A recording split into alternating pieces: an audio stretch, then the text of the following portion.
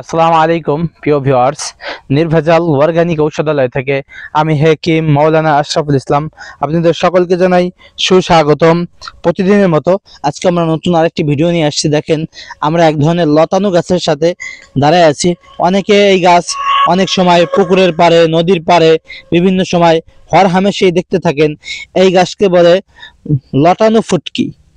এই গাছটা আমাদের আয়ুর্বেদিক ভেষজ এক ধরনের উদ্ভিদ। এটা আয়ুর্বেদিক চিকিৎসকগণ এই গাছের ভিতরে যে ফলটা থাকে সেই ফল দিয়ে, এই যে দেখেন আমি ফলগুলো ছিঁড়তেছি, এই ফল দিয়ে এক ধরনের, এই দেখেন বেলুনের মতো, এটা নিচে এক ধরনের কালো ফল থাকে।